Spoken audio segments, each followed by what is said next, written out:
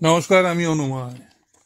Green রুমার গপ্পে আজ 1978 সালের সিনেমা মুকদ্দর কা সিকান্দারের কিছু না জানা না শোনা কথা জানাবো। শোনা যায় নির্দেশক প্রকাশ মেহরা 1976 সালে একটা ফিল্ম শুরু করতে চেয়েছিলেন, নাম দেবদাস, যার কাস্টিং ছিল অমিতাভ বচ্চন, শর্মিলা ঠাকুর আর হেমা মালিনী। নির্মাতা ছিলেন কৈলাস চোপড়া। কিন্তু প্রকাশ মেহরা সিনেমাটাতে একটু নতুনত্ব চাইছিলেন, এই জন্যই ছবিটা তিনি শুরু করেননি। এরপর কৈলাস চোপড়া দেবদাসটাকে গুলজারকে অ্যাজ এ ডিরেক্টর নিয়ে শুরু করে দেন। অমিতাভের জায়গায় ধর্মেন্দ্রকে দেবদাসের রোলটা দেওয়া হয়, পারো হেমা মালিনী আর চন্দ্রমুখী শর্মিলা ঠাকুর। চুনিবাবু প্রেম চোপড়া, মিউজিক ডিরেক্টর ছিলেন আর.ডি. বর্মন। এই সিনেমার কিছু গানও রেকর্ড করা হয়েছিল।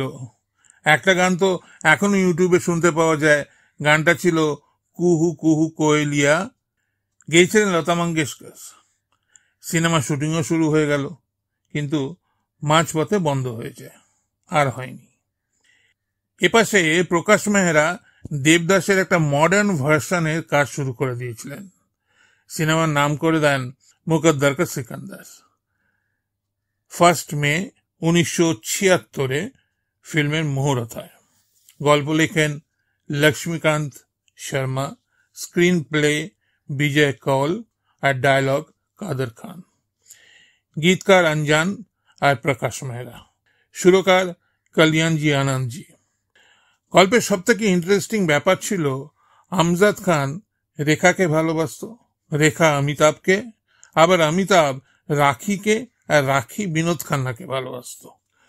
মুকদ্দর কা সিকান্দারে বিনোদ খান্নার আগে এই রোলটা শত্রুঘ্ন সিনহাকে দেওয়ার কথা ছিল, কিন্তু পরে এটা ঠিক হয় যে হিরোইন অমিতাভকে না ভালোবেসে আর কাউকে ভালোবাসলে তাকে অমিতাভের সমতুল্য দেখতে হতে হবে বা তার চেয়েও ভালো দেখতে হতে হবে। তাই বিনোদ খান্নাকে কাস্ট করা হয়। বিনোদ খান্না একটা শর্ত দেন, তিনি রোলটা করবেন কিন্তু তাকে অমিতাভের সমান পারিশ্রমিক দিতে হবে। প্রকাশ মেহরা রাজি হয়ে যান। বিনোদ খান্নার সঙ্গে কাজ করতে অমিতাভ খুব একটা কমফোর্টেবল ছিলেন না, কারণ বিনোদ খান্না অমিতাভের মতো ডিসিপ্লিন ছিলেন না বা পাংচুয়ালও ছিলেন না। এই ফিল্মটাই এই দুজনের শেষ ফিল্ম, এরপর একসাথে দুজন আর কোনো ফিল্ম করেননি। যখন ফিল্মের শুটিং আরম্ভ হওয়ার কথা ছিল তখন রেখা বিদেশে ছিলেন, দেরি হচ্ছিল, তাই প্রকাশ মেহরা রেখার জায়গায় রীনা রায়কে কাস্ট করে নেন। কিন্তু এই খবরটা রেখার কানে পৌঁছতেই তিনি শুটিংয়ে হাজির হয়ে যান। রীনা রায় কাজটা করতে না পারায় মনক্ষুণ্ণ হয়েছিলেন, কিন্তু প্রকাশ মেহরা রীনা রায়কে তার পরের ছবি জ্বালামুখীতে পারভিন ববির জায়গায় কাস্ট করে নেন। অমিতাভের ছোটবেলার রোল করা ময়ূরের মা ফিল্ম রিপোর্টার হয়ে ফিল্ম নির্মাতাদের সাথে যোগাযোগ করতেন আর নিজের ছেলের ছবি দেখিয়ে কাজ চাইতেন। এভাবেই প্রকাশ মেহরার সাথে যোগাযোগ হয়, ছবি দেখে পছন্দ হয় আর ময়ূরকে কাস্ট করে নেন। ও সাথীরে গানটির আগে অমিতাভের একটা স্পিচ ছিল, যেটা ছিল 16 পাতার। এত বড় স্পিচ দেখে অমিতাভ শুট করতে চায়নি। প্রকাশ মেহরাকে জানাতে তিনিও স্পিচ দেখে হতবাক।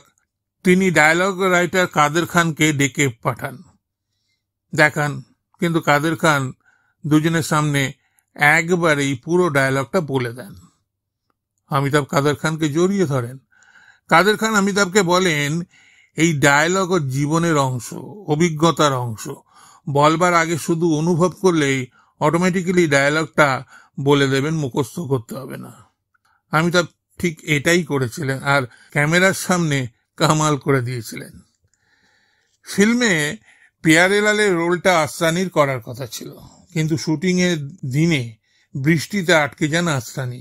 প্রকাশ মেহরা বাধ্য হয়ে ওই রোলটা নিজের অ্যাসিস্ট্যান্ট রাম শেট্টিকে দিয়ে করিয়ে নেন, আর পিয়ারেলাল ক্যারেক্টারটা খুব ফেমাস হয়েছিল। 27 অক্টোবর 1978 ফিল্ম রিলিজ হয়।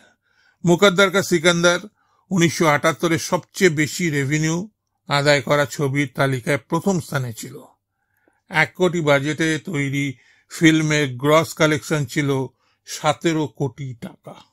গ্রস কালেকশনের হিসেবে 70-এর দশকে শোলে আর ববির পরেই 3 নম্বরে ছিল। এর নেট বক্স অফিস কালেকশন ছিল 8.5 কোটি টাকা। সারা দুনিয়ায় মুকদ্দর কা সিকান্দারের যা গ্রস কালেকশন করেছিল সেটা 2017-র মাপকাঠিতে ধরলে 840 কোটি টাকা হয়। 1978 সালটা অমিতাভ বচ্চনের সেরা বছর ছিল। সেই বছরের টপ 3টে ফিল্মের হিরোই অমিতাভ ছিলেন, মুকদ্দর কা সিকান্দার, ত্রিশূল আর ডন। এপিসোডটা ভালো লাগলে কমেন্ট করবেন আর চ্যানেলটা সাবস্ক্রাইব করে রাখবেন এরকম অজানা তথ্য জানার জন্য। নমস্কার।